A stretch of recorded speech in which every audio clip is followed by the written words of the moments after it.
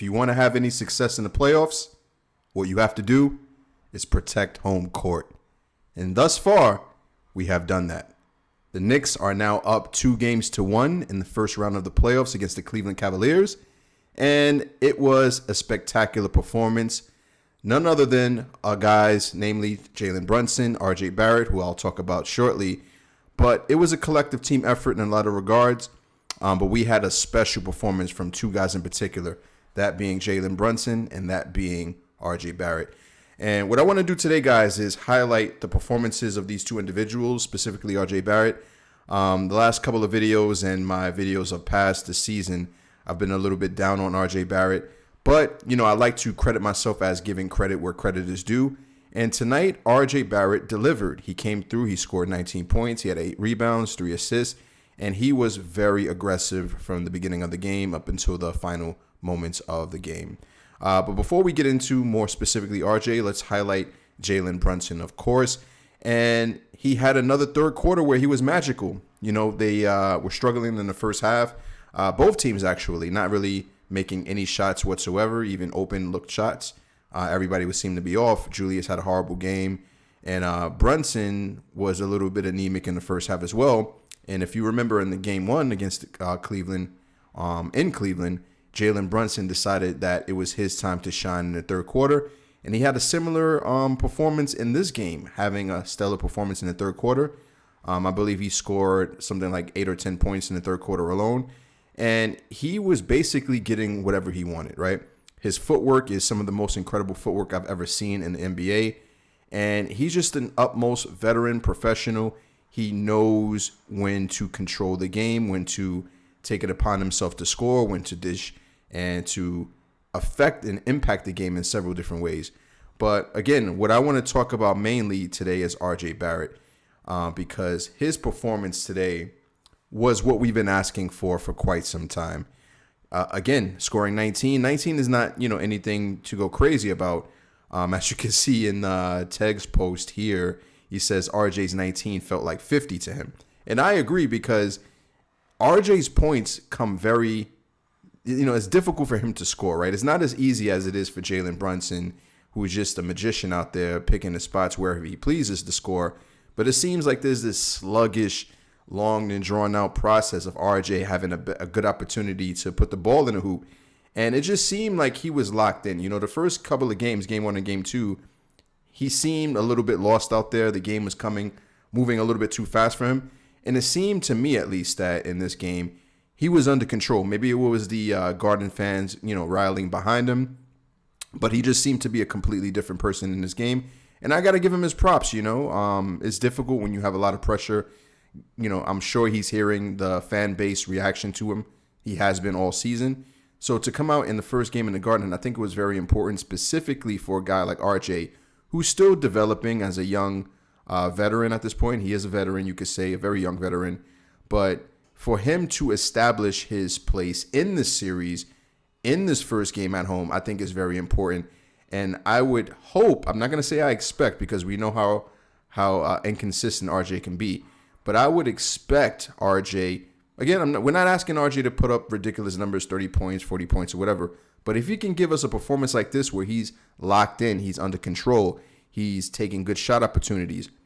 For a first time in a long time, there were a few possessions in this game. Clearly, this one right here, when RJ pulled up, I'm like, that's a good shot. That's going in. And he seemed to have a lot of confidence in himself at all. I didn't notice any timid behavior from him that like we usually do. He seemed to have no doubts in his game. He knew where he wanted to go on the floor, and he was successful, So props to RJ. He performed very well. Now, going back to Jalen for a moment, crazy stat provided by ESPN. This is just crazy. Jalen Brunson is the first Knicks player to drop 20 points and 5 assists in back-to-back playoff games since Patrick Ewing in 1990. That is insane, people. That's over 30 years we haven't had someone deliver a performance like that.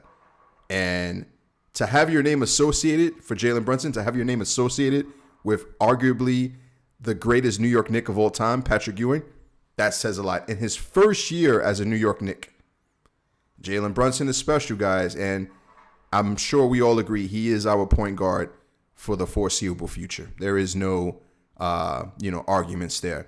And he continues to do a good job. The Cleveland Cavaliers seem to, we're not going to say they had an answer for Jalen Brunson in game 2. They just had more opportunities for themselves, whereas Jalen Brunson, I believe, struggled a bit from the field.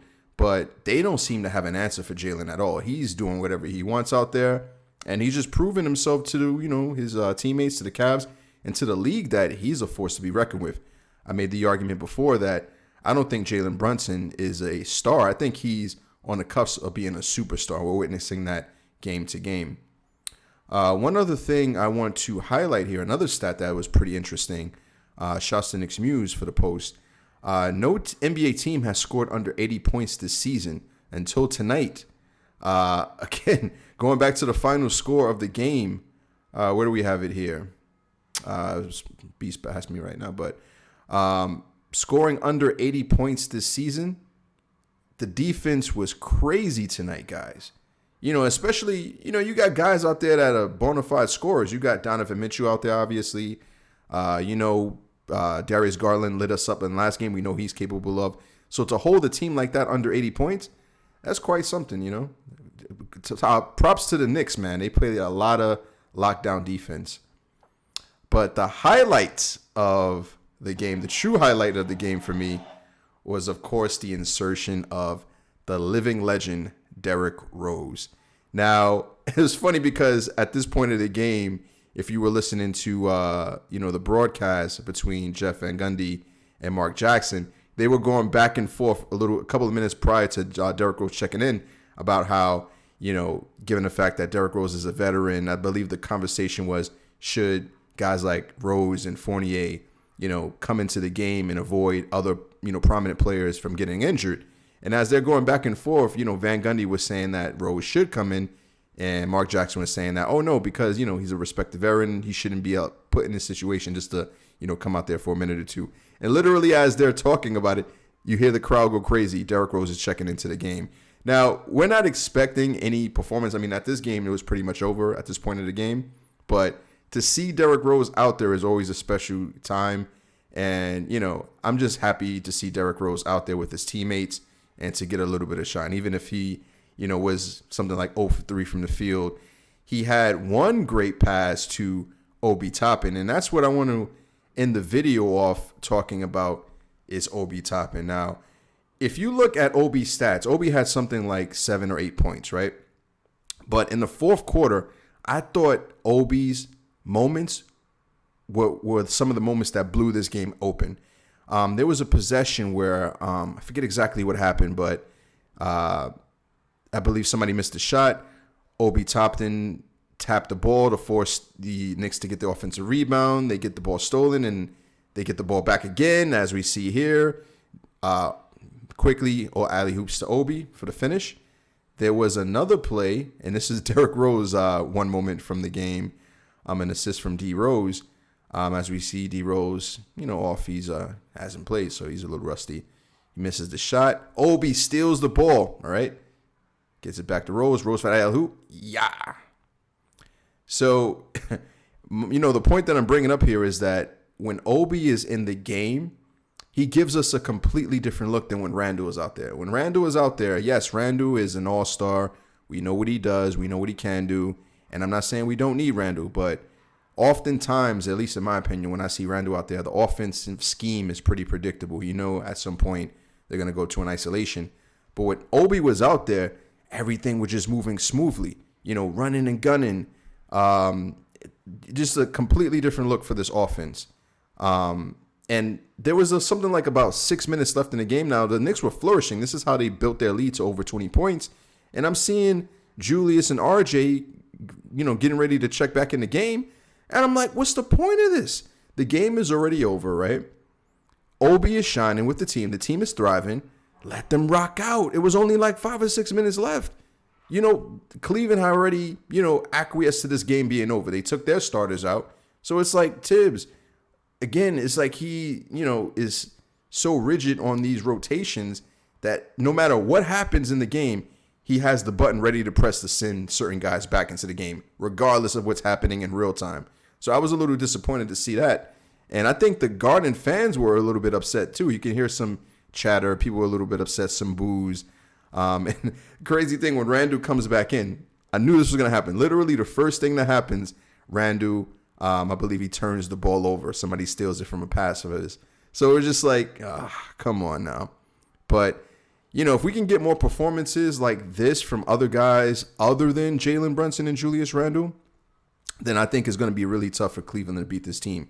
Because it just seems to me, you can say on paper that Cleveland's depth is a little more than us. Maybe we're a bit even, but what I've been seeing so far in these games is that we are proving to have more depth. And again, if we get more performances from guys like Obi Toppin, Emmanuel Quickly decided to show up today as well, then I don't think we will have a problem winning this series.